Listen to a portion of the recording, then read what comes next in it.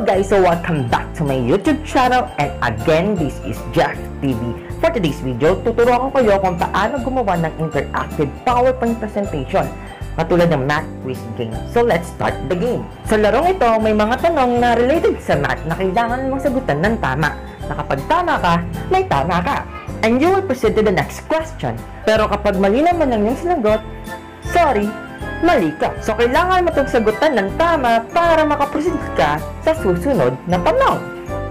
Ang larong ito ay ginawa lang sa PowerPoint software. Kaya kung gusto mo gumawa na ito, keep watching!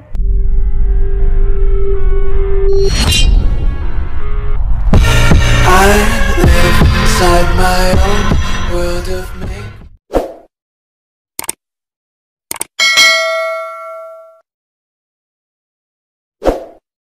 At ito na nga yung magiging layout ng ating presentation. Sa first slide, makikita mo yung title at yung starts. Then sa mga susunod na slides, doon na yung mga tanong. At para makapagsimula na tayo, iset up lang muna natin yung slideshow natin. Go to slideshow tab and set up slideshow and click browse at kiosk full screen. Then click OK. Kailangan natin gawin yun para kapag pinlay natin yung presentation at kung pipindot ka saan man dito, hindi agad-agad ito pupunta sa ibang slide. Ngayong okay na, pumunta naman tayo sa Developer tab. Kapag wala ka pa neto, go to File, then click Options, then click Customize Ribbon, and sa main tab makikita mo yung Developer. Make sure na naka-check ito. Then click OK. Kailangan natin ng Developer tab dahil mag-i-insert tayo ng text box. And this is not ordinary text box. Ito yung tinatawag na text box ActiveX Control.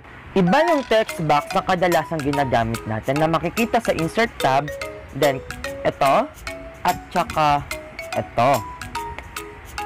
Balik lang tayo sa Developer tab, then click lang natin ito, then i-drag natin dito sa tabi ng answer.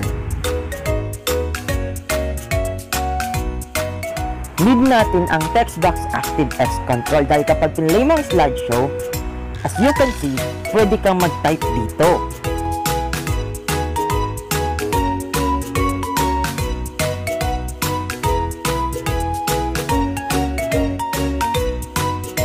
Ngayon naman, kung napapansin nyo, nasa left side corner yung numbers. Kung gusto mong baguhin yan, go to Properties at makikita nyo to. At ang una nating papalitan ay yung pangalan and name it as AA or Attempted Answer. Then, click nyo si Font kung gusto nyo naman palitan si Font Style at Font Size.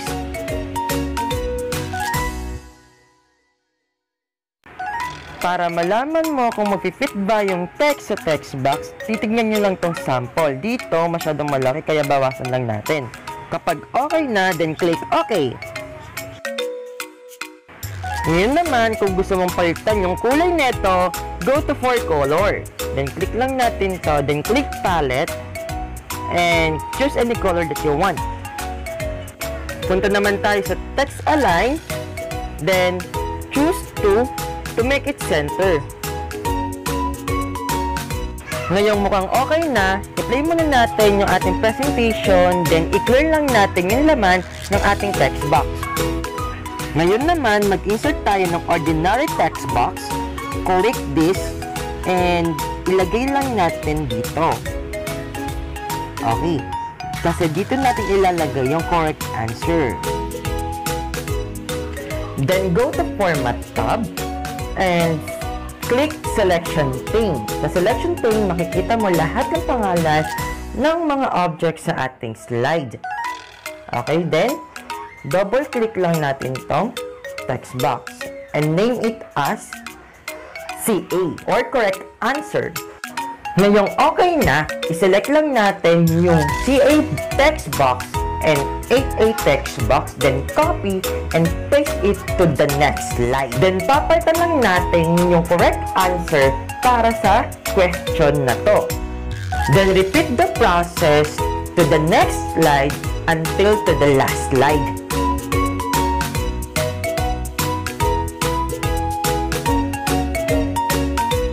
Ngayon naman, paano kaya natin ipapakita na tama yung sagot mo? Ang kailangan natin palabasin ay mag-equal yung kinike mo sa AA text box at yung correct answer or CA text box. Para magawa natin yon, kailangan natin gumamit ng code. Go to Developers tab and click Macros. Then, lagay lang natin check answer as macro name. Then, create. At dito tayo maglalagay ng mga code. Bago natin malaman yung code para kay CA at AA, kailangan muna natin malaman kung saang slide number ka nagsasagot during slideshow mode.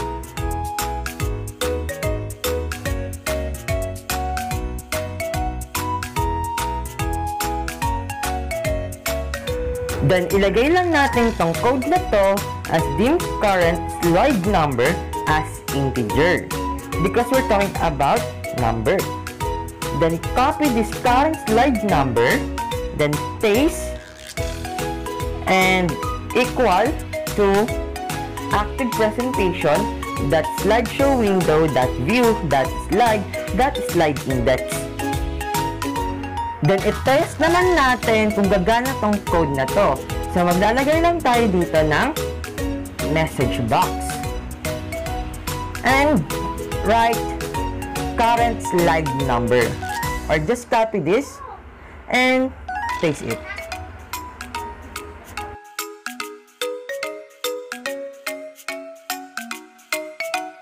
Click this object, then go to Insert, and click Action, and click Run Macro. Then OK. Then click Next. So ayan, lumabas na, nasa slide 2 daw ako. Ibig sabihin, gumana yung code natin. Balik ulit tayo sa ating code. Then delete lang natin ito, kasi alam naman natin na gumana yung code natin. Ang next naman ay aalamin natin kung ano yung tinike sa loob ng AA text box. At ito yung magiging code natin.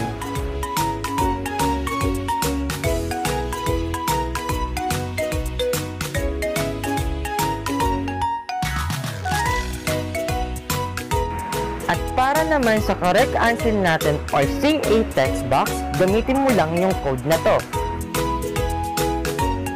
Copy this, then paste it here. Then remove lang natin to. Ayan. Then change it into .textString.textRange. Then baguhin lang natin to. Gawin natin CA. Ngayon, meron na tayong codes ni AA at ni CA. Now, let's find whether AA is equal to CA. Ngayon, ito yung gagamitin natin codes. If, then, copy lang natin yung code kay AA equals to CA code. Then, message box, may tama ka. Then write this code.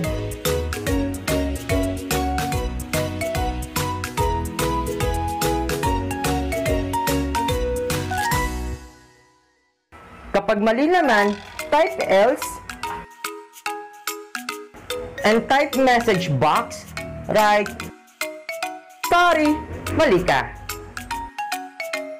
And type and if. Para gumana yung codes natin, kailangan natin i-delete to or just simply put this symbol. Actually, ito lang yung kailangan nating mga codes. Ito, at saka ito. Itong mga naka-highlight green na yan, ibig sabihin deleted. Again, click this object, then go to Insert tab and click Action, then make sure naka-run macro as check answer. Then OK. Copy this and paste it to the next slide, to the last slide.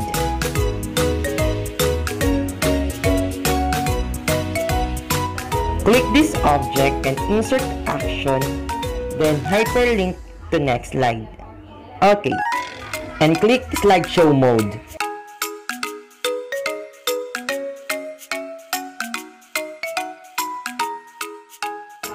As you can see, gumana yung code natin. So, tapusin natin ito hanggang dulo.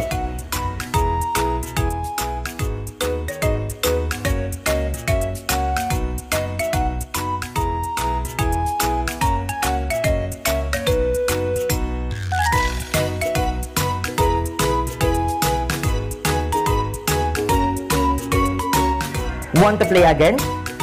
Let's start! So kung mapapansin mo, may 16 pa rin, diba? Para mawala yan kapag nag-play again tayo, gagawa lang tayo ng panibagong code.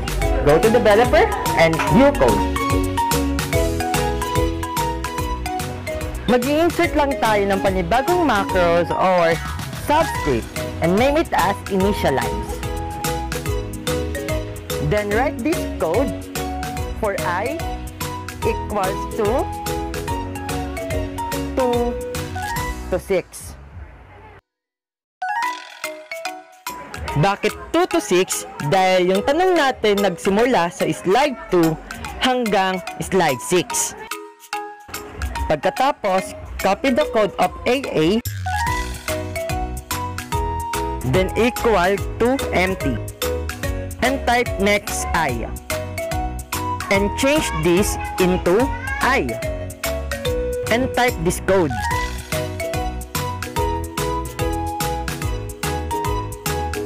Ngayon, tapos na tayo sa code.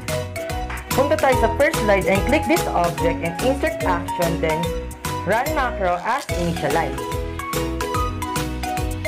Then go to slideshow mode.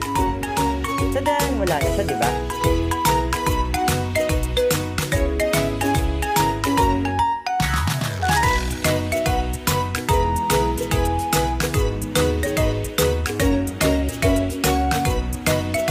Ngayon, isa-save naman natin ito. Go to File tab and Save As. Then, click mo lang kung saan mo siya isa-save. Then, Save As PowerPoint Macro Enabled Presentation. Palitan lang natin yung name. Math Game Macro. Then, save. Then, save natin siya ulit. At this time, Math Game Show. And save as PowerPoint Macro Enabled Show. Para ito na lang yung ipapasa mong file kung gusto mong ipalaro sa iba. So, ganito siya mangyayari. Once na kinilik natin itong Math Game Show, enable lang natin, then okay. So, yan, direct na siya sa slideshow mode. Kaya hindi niya makikita kung ano yung tamang sagot. At ito naman yung magiging copy mo na kung saan pwede kang mag-edit. So that's the end of our tutorial video. If you want this video, please like, comment, and share. And don't forget to subscribe to my YouTube channel and click the notification bell para updated ka sa mga video ko. Hope you like it. Bye-bye!